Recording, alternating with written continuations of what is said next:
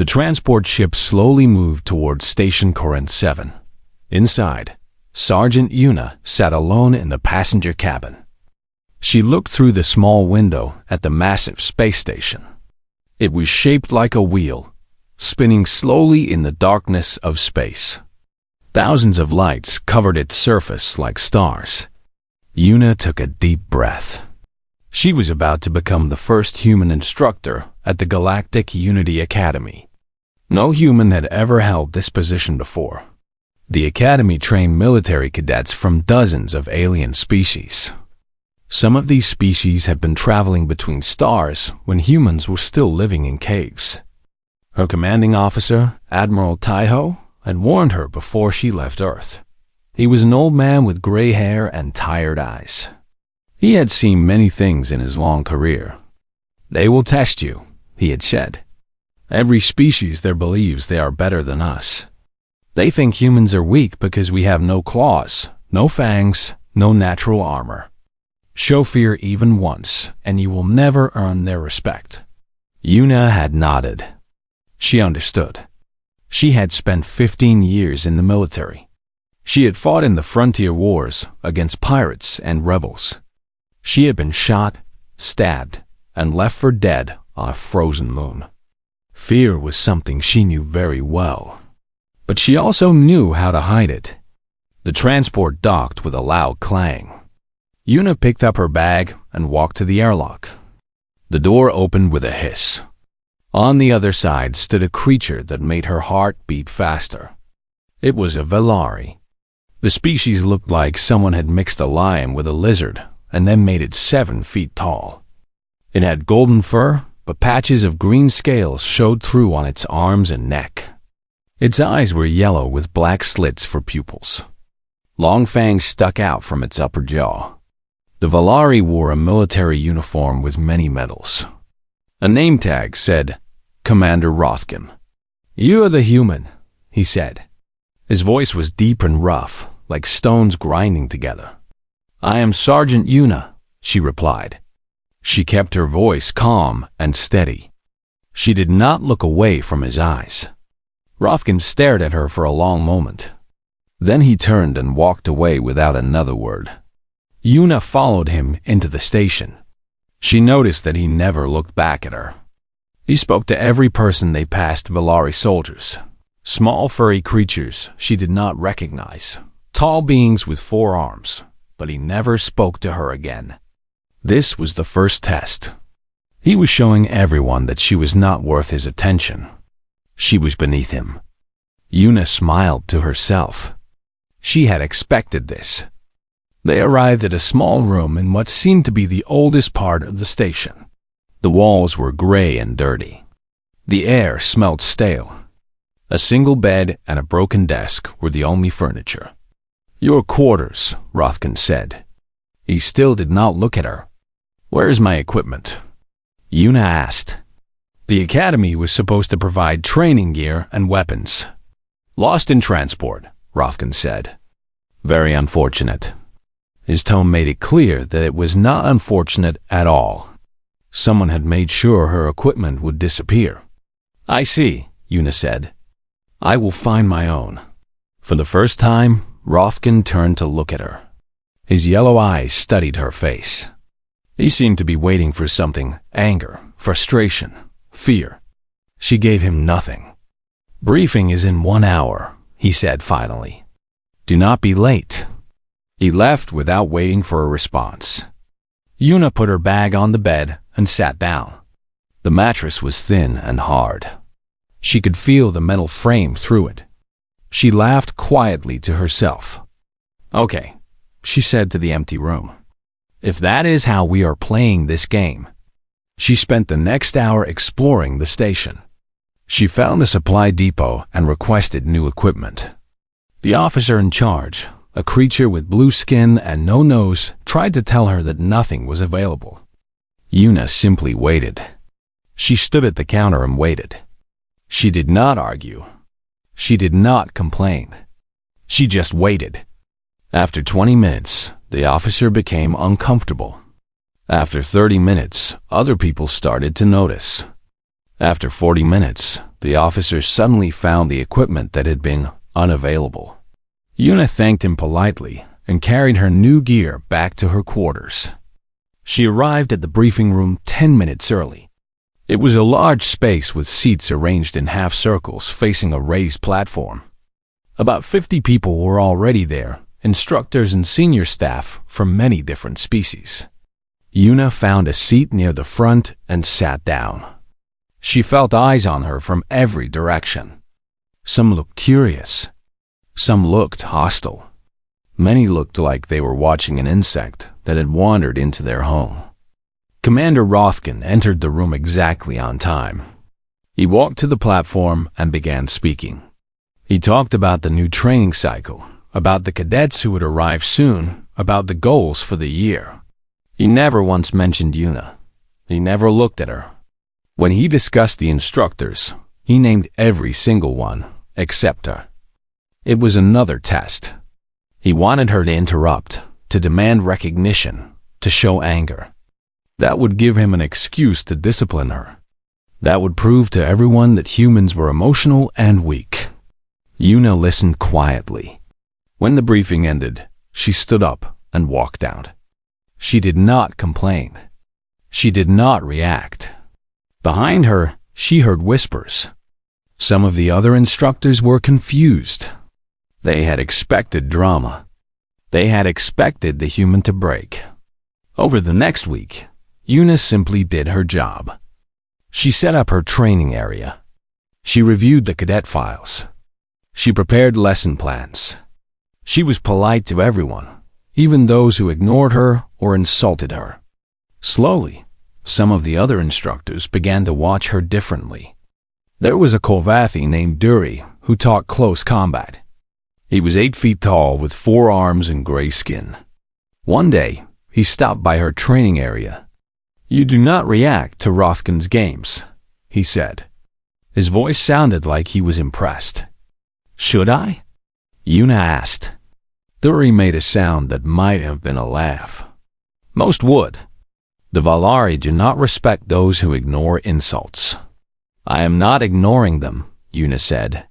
She looked up at him with a small smile. "I am waiting. Waiting for what?" "For them to realize that their insults do not matter to me. Then they will have to try something else. And when that fails too, they will have to accept me." Duri stared at her for a long moment. Then he nodded slowly. "Humans are strange creatures," he said. "Yes," Yuna agreed. "We are." She went back to her work. In the corner of her eye, she saw Duri walking away. He was shaking his head, but she thought she saw him smiling. The cadets would arrive tomorrow. The real work was about to begin. Yuna finished organizing her equipment and allowed herself one moment of doubt. Could she really do this? Could she earn the respect of species who had conquered stars before humans could write? She pushed the doubt away. She had no choice. She had to succeed, not just for herself, but for every human who would come after her. Tomorrow, she would meet the cadets. Tomorrow, the next chapter would begin. The cadets arrived on 3 transport ships. Yuna stood with the other instructors on the main landing platform and watched them come out. There were so many different species. Some walked on 2 legs, some on 4. Some were tall, some were short. Some had fur, some had scales, some had skin in colors that did not exist on Earth. Among them were the Valari cadets. They moved differently from the others. They walked like they owned the station. Their golden eyes looked at everything and everyone as if measuring them for weakness. One Valari caught Yuna's attention. He was smaller than the adult Valari she had seen. His fur was lighter, more orange than gold. He still had spots on his shoulders like a young lion cub. But his eyes were sharp and watchful. She checked her datapad. His name was Kiroth. He was 12 cycles old, roughly equal to a human teenager. And according to his file, he was Commander Rothkin's son. Interesting, Yuna thought. The cadets were sorted into their training groups. Yuna was assigned to Training Unit 7. She had 23 cadets from 7 different species. Among them was Kiroth. On the first day of training, Yuna introduced herself to the group. They stood in the large room with padded floors and walls. Training weapons hung on racks along the sides. "I am Instructor Yuna," she said. "I will be teaching you combat basics and survival skills." Most of the cadets looked at her with confusion or disbelief. The Rilkathi, small creatures with big ears and soft fur, seemed curious. The Kovathi cadets looked bored. The Dorveen, who had pale skin and large black eyes, released a smell that Yuna's translator identified as doubt. But the Valari cadets, including Kiroth, looked at her with something close to disgust. One of them, a female named Sora, raised her hand. "Yes?" Yuna said. "How can a human teach us combat?" Sora asked. Her voice was young, but already had that deep Valari growl. "You have no claws. No fangs. Your species has only been in space for a short time. What can you possibly teach us?" The other cadets watched carefully. This was a challenge. How Yuna handled it would determine everything. Yuna smiled. "A fair question. Would you like me to show you?" Sora's ears went back. She had not expected that answer. "Show us what?" "What a human can do." Yuna stepped into the center of the room. "Anyone who wants to test me is welcome to try. I will not use weapons. I will not hurt you badly. But I will show you what 15 years of human military training looks like." For a moment, no one moved. Then Sora stepped forward. She was young, but she was still Valari. She was faster and stronger than any human should be able to handle. "I accept," Sora said. Yuna nodded. "Whenever you are ready." Sora attacked without warning. She was fast, so fast that Yuna could barely see her move. Her claws slashed through the air where Yuna's throat had been a moment before. But Yuna was not there anymore. She had stepped to the side, just slightly, just enough. Her hand caught Sora's wrist. Her foot hooked Sora's ankle. And suddenly, the young Valari was on the ground. Looking up at the ceiling dot, it had taken less than 2 seconds. The room was completely silent. Yuna helped Sora stand up. The young Valari's eyes were wide with shock. "Speed and strength are wonderful gifts," Yuna said to the class. "But they are not everything. Humans learned long ago that technique can defeat raw power. Position can defeat speed. And the mind can defeat both." She looked around the room. "I am not here to make you fight like humans. I am here to make you better fighters, whatever your species. Anyone else want to try?" No one moved. "Good," Yuna said. "Then let us begin the lesson." From that day on, most of the cadets started to respect her. They did not like her, not yet, but they respected her. They paid attention when she spoke. They followed her instructions, but Kiroth was different. He watched Yuna constantly, not with respect, but with something else. Something like obsession. He studied her movements, her habits, her patterns. When she walked, he watched how she walked. When she talked, he watched her eyes and hands. One evening, after training, Yuna found him following her. "Kiroth," she said without turning around. "Is there something you need?" He stopped. His fur bristled with surprise.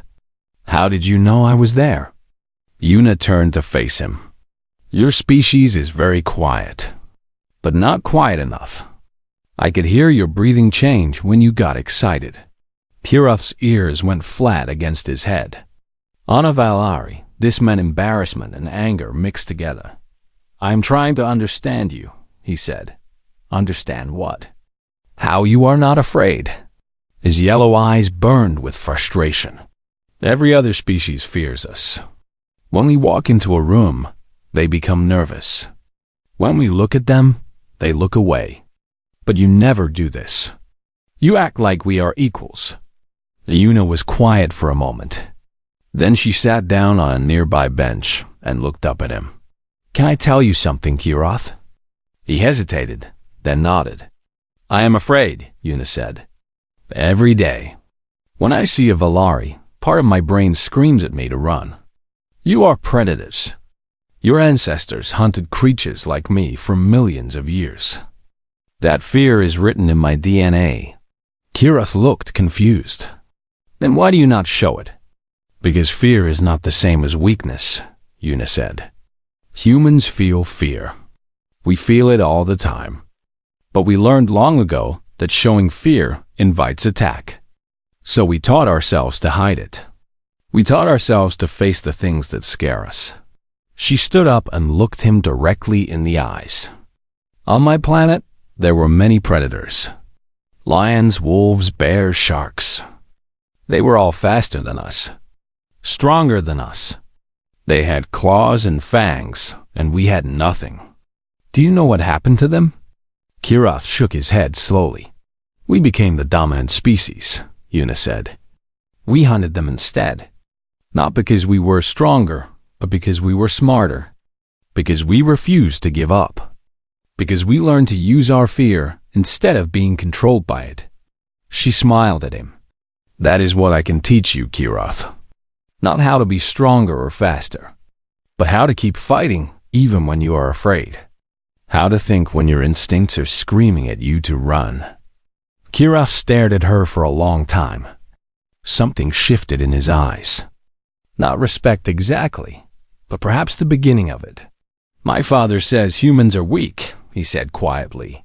Your father is a great warrior, Yuna replied. But he has never been weak. He does not understand what it means to fight when you are outmatched. Humans understand that very well. She started walking away, then stopped. Think about what I said, Kiroth. And stop following me. It is not as sneaky as you think. She heard him make a sound that might have been a laugh. Or maybe a growl. With Valari, it was sometimes hard to tell Dot as she walked back to her quarters. Yuna thought about the young predator. He was different from the others. More curious. More dangerous. She would have to watch him carefully. She did not know that Kiroth was thinking the same thing about her. 3 weeks passed. The cadets were improving. Even the ones who had doubted Yuna were now learning from her. She taught them how to fall without getting hurt. She taught them how to use their enemy's strength against them. She taught them how to stay calm when everything was going wrong. But Kiroth was still watching her, still studying her. He attended every class, did every exercise, followed every instruction. But there was something in his eyes that worried Yuna. He was planning something. She did not know what, but she could feel it. The day of the incident started like any normal training day. The exercise was an obstacle course that required teamwork. Cadets from different species had to work together to complete it. The course had climbing walls, balance beams, rope bridges, and many other challenges. Yuna supervised from a raised platform in the center of the course. From there, she could see everything.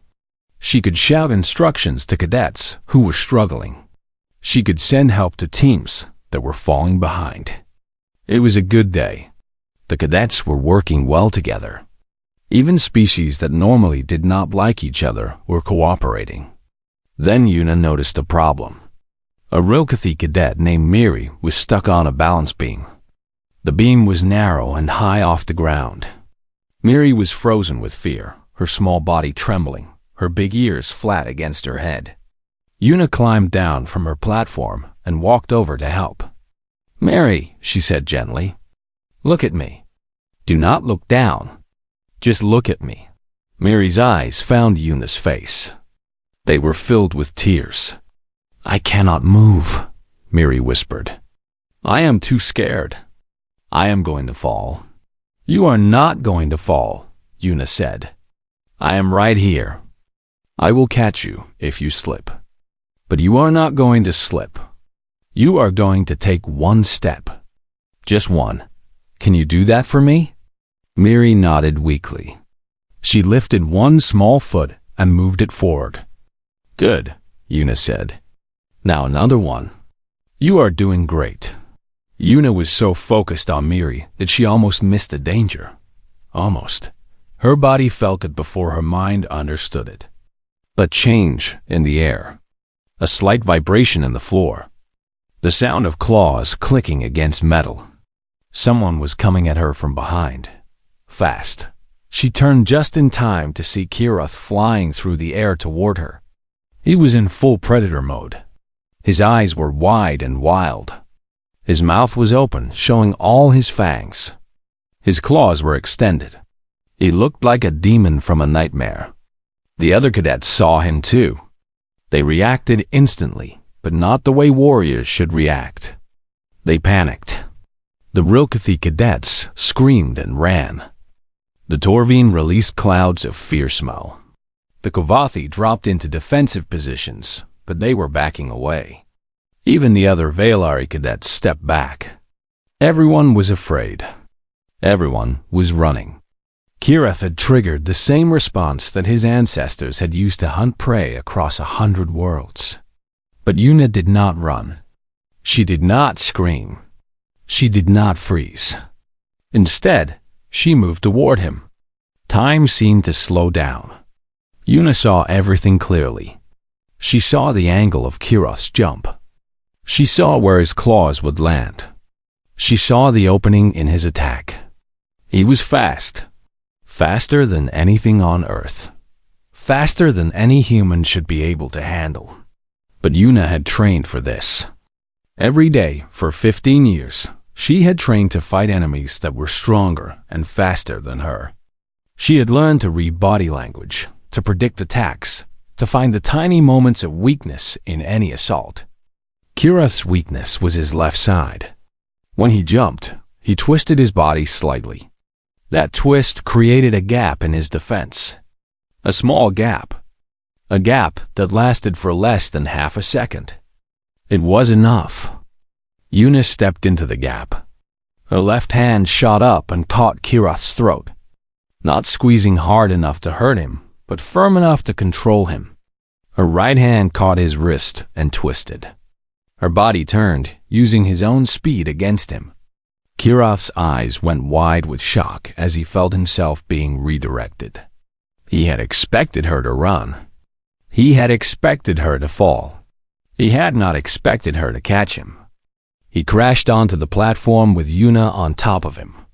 Her hand was still on his throat. Her knee was on his chest. He was completely pinned. The whole thing had taken less than 2 seconds. The training area was dead silent. 22 cadets stood frozen in various positions of panic and fear. 2 Valari instructors on the upper gallery were on their feet, their mouths hanging open. Miri, the Rilkathi cadet, had fainted on the balance beam. Yuna looked down at Kirath. She was breathing hard. Her heart was pounding, but she did not show any of that on her face. Instead, she was smiling. "That was very good, Kirath," she said calmly. "Your approach was quiet. Your timing was excellent. If I had been anyone else, you would have taken me down." Kirath stared up at her. He could not understand what was happening. He had used the ancient Valari hunting technique. He had triggered the prey response in every species in the room. Everyone had been afraid. Everyone except her. "But you made 2 mistakes," Yuna continued. "First, you telegraphed your jump. Your shoulders moved before your legs. I saw you coming before you left the ground." She shifted her weight slightly, demonstrating how completely she controlled him. "Second, you assumed I would react like prey. You expected me to run or freeze.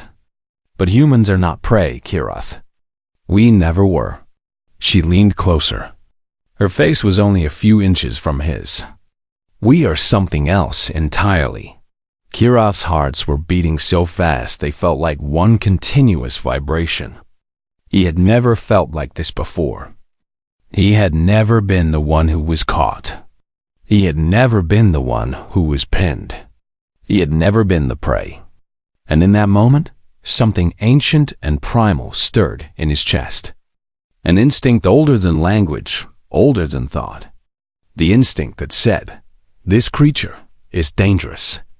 This creature is not what it appears to be." For the first time in his young life, Kirith understood what fear really felt like. But he was Velari. He was the son of Commander Rothkin. He would not show weakness. He would not submit. So he did the only thing a young Velari could do when cornered and afraid. He snarled. The snarl that came from Kirith's throat was not a normal sound. It was ancient. It was primal. It reached into the deepest part of the brain and triggered pure terror. His lips pulled back from fangs that were as long as human fingers.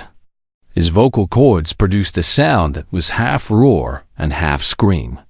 His eyes turned into burning yellow fire.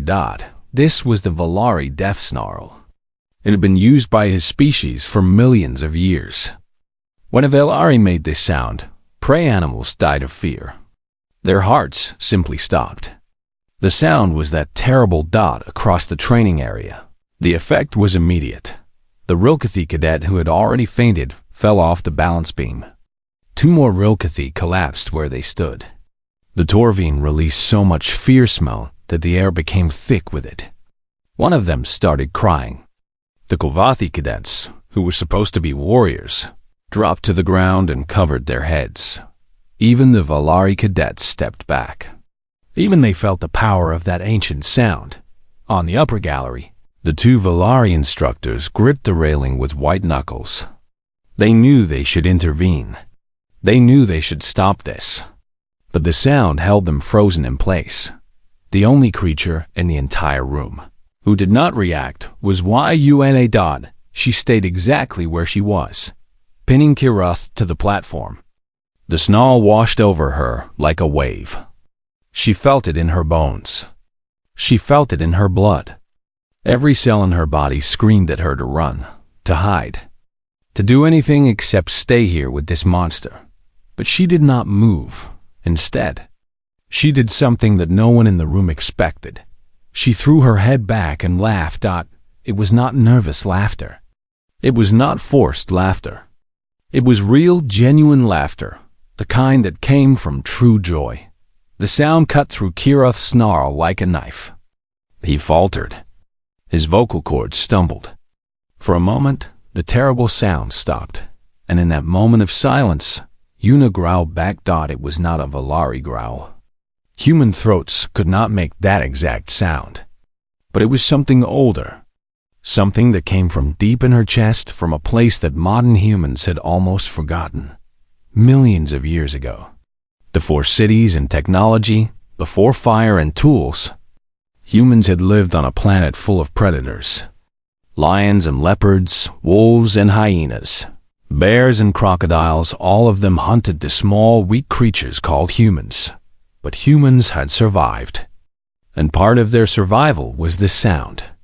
A deep, rumbling growl that told predators, "I am not easy prey. I will fight. I will hurt you. Eating me will cost you more than I am worth." That was the sound Yuna made. It was quiet compared to Kirith's snarl. It was soft, almost gentle. But there was something in it that made Kirith's fur stand up on end. Something that made his instincts scream warnings. His snarl died in his throat. He lay beneath her, suddenly feeling very small. Yuna looked down at him. Her eyes were still warm, still kind. But there was something else in them now. Something ancient and dangerous. "Good try," she said. "But that does not work on me." She released his throat and helped him stand up. Her movements were gentle, like a parent helping a child who had fallen down. "You see, Kirith," she said, speaking loudly enough for everyone to hear, "the Velari are predators. Your entire species evolved to hunt and kill. When you snarl, you expect your prey to freeze or run. That is how it has always been." She dusted off his uniform with her hands. It was a strangely caring gesture. But humans are different. We evolved surrounded by predators. Every day, our ancestors faced creatures that wanted to eat them. And they learned something important. She looked around the room at all the cadets who were slowly recovering from their panic. They learned that running often gets you killed faster. They learned that sometimes the only way to survive is to stand your ground and fight back. They learned that predators, no matter how scary, can be beaten. She patted Kirath on the head. Among Valari, this was a gesture that elders use for cubs they were proud of. Kirath's ears went flat with confusion. "That was a good pounce," she said. "Really, your technique was excellent. But next time, do not attack someone unless you are absolutely sure they cannot fight back." Then she turned away from him as if nothing had happened. "Now, Cadet Miri," she called out, "let us get you down from that beam." The training area slowly returned to normal. The Rilkathi cadets were helped to their feet. The Torvines stopped releasing fear smell. The Kovathi uncovered their heads and tried to pretend they had not been scared, but everything had changed. Everyone had seen what happened. Everyone had seen the human catch a Valari attack. Everyone had heard her laugh at a death snarl. Everyone had heard her growl back. Kirath stood alone in the middle of the platform. His mind was racing. His whole understanding of the universe had just been shattered all his life. He had been taught that Valari were the supreme predators. All his life, he had been told that other species existed to fear them. Humans especially were supposed to be weak, soft, helpless creatures who had no business among the warrior races. But this human had caught him like he was a kitten playing too rough. She had laughed at his most terrifying weapon. She had shown no fear at all. How was this possible? He thought about what she had said in their conversation weeks ago, about how humans had evolved surrounded by predators, about how they had learned to fight back instead of run, about how fear was not the same as weakness. He had not really understood it then. But now, standing in the middle of the training room with his pride in pieces around him, he began to understand. Humans were not prey. They had never been prey. They were something else entirely. Something that predators had never faced before. Creatures who felt fear but did not run. Creatures who were weak but did not give up. Creatures who faced monsters and found ways to defeat them. His grandfather had once told him something. There are predators of the body and predators of the spirit. The most dangerous creatures are those who have mastered both. Kirath had always assumed his grandfather was talking about Valari. But now he wondered if perhaps the old warrior had met a human once. Across the room, Yuna was helping Miri down from the balance beam. She was speaking softly, encouraging the frightened Rilkathi, treating her with gentle patience. She did not look like a warrior. She did not look like a predator. She looked like a kind woman helping a scared child. But Kirath knew better now. Behind that gentle face was something ancient. Something that had survived ice ages and famines, predators and plagues. Something that had looked into the eyes of monsters and refused to look away. Kirath made a decision. He was going to learn from this human.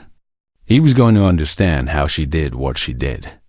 And someday, he was going to become the kind of warrior who could make predators afraid. It was the most important decision of his young life. He just did not know it yet. The story of what happened in the training room spread across the station like fire. By evening, every species on Corinth 7 had heard some version of it. By the next morning, it had reached the ships in orbit. Within a week, it was being discussed in military academies across 3 star systems. The Rilkathi told the story with wonder in their voices. To them, Yuna had become something like a hero from legend.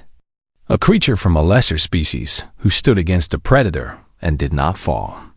They started calling her the one who does not fear. The Kovathi added the incident to their tactical databases. They analyzed every second of the confrontation, trying to understand how a human had defeated a Valari attack.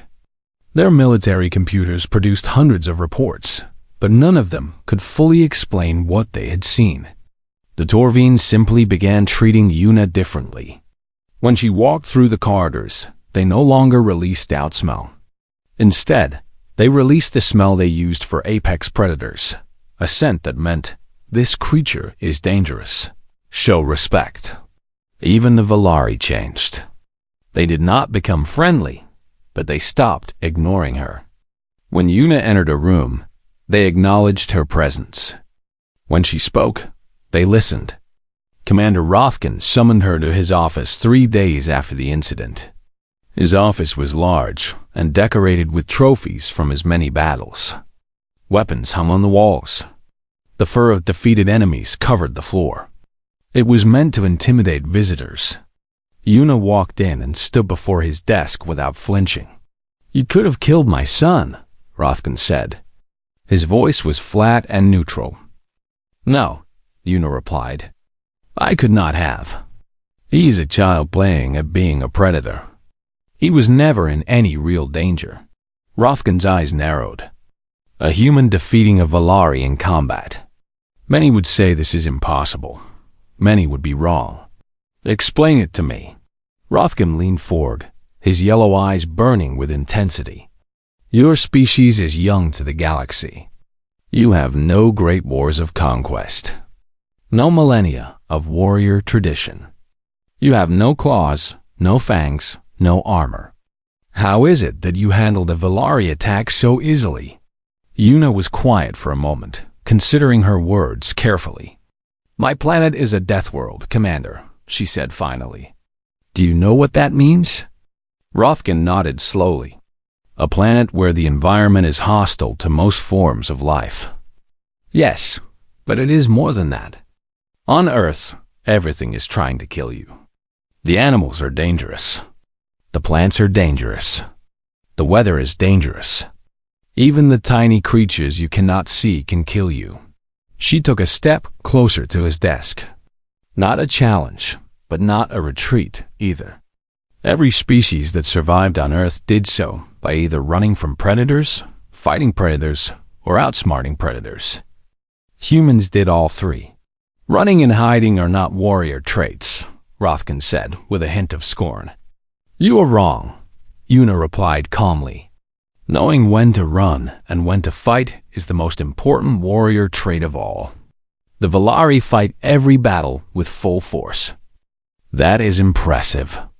But it also means you cannot retreat. You cannot adapt. You are committed to victory or death." She smiled slightly. "Humans learned long ago that sometimes the best way to win a war is to lose a few battles. We retreat, we regroup, we come back stronger. We are patient. We are persistent." Rothkin's claws scratched against his desk. "You make it sound like weakness is strength, not weakness. Flexibility." Yuna's voice was steady and confident. "The Valari are like stone. Strong, hard, unyielding. Humans are like water. Soft, adaptable, always moving. When water meets stone, the stone seems stronger. But given enough time, water will wear away any stone." She paused. "We have a saying on Earth. The willow bends in the wind, but does not break. The oak stands firm, but will fall when the wind is strong enough." Rothkin stared at her for a long moment. Something shifted in his expression.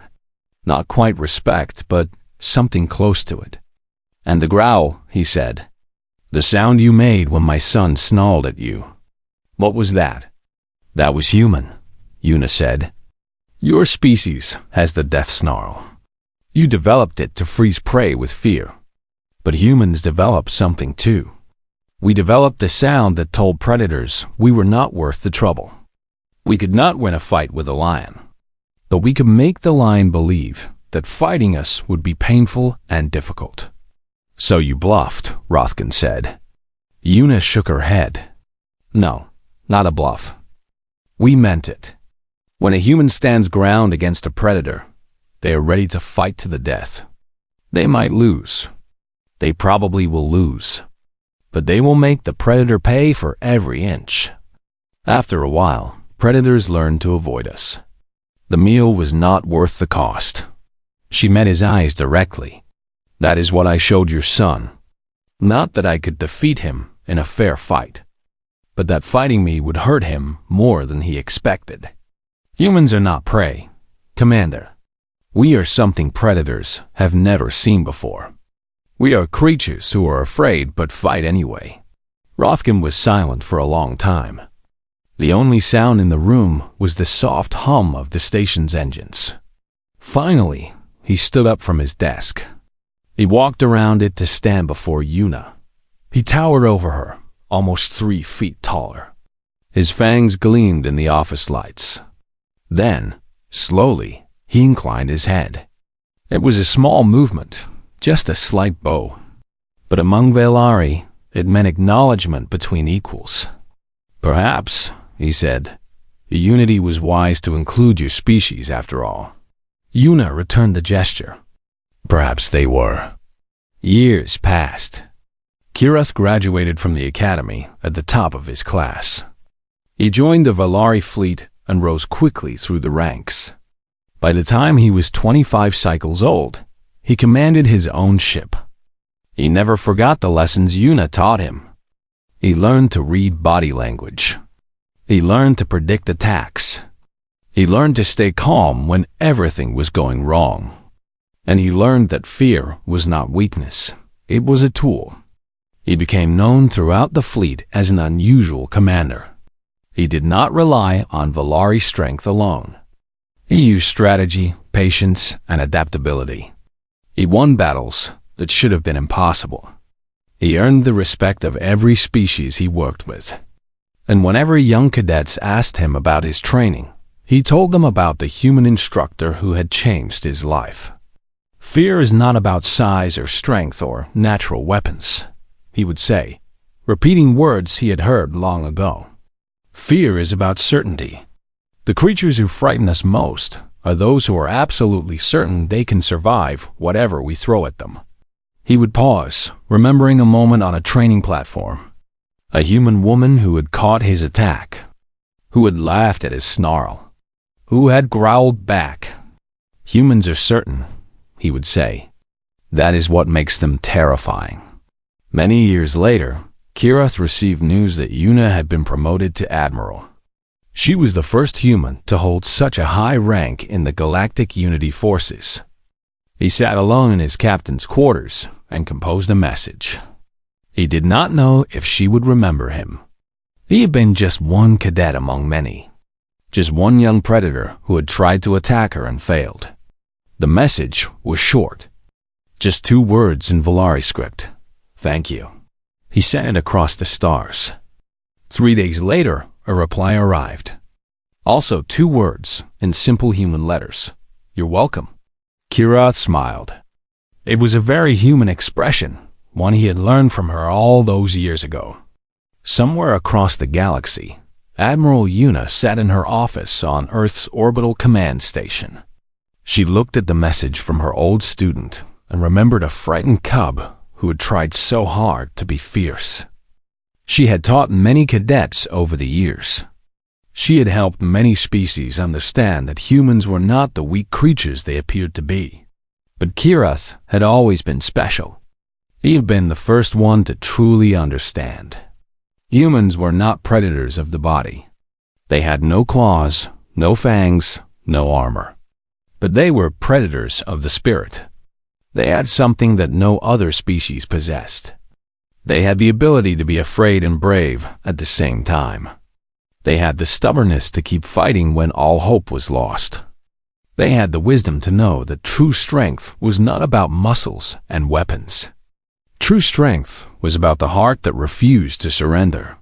Yuna closed the message and looked out her window at the stars. Somewhere out there, her former student was commanding a starship. Somewhere out there, he was teaching other young warriors the lessons she had taught him. The galaxy was changing. Humans were earning their place among the elder species. And it had started with a young predator who had learned the most important lesson of all. Sometimes the scariest thing in the universe is a creature that has every reason to be afraid, but stands firm anyway. That was what made humans terrifying. That was what made them wonderful.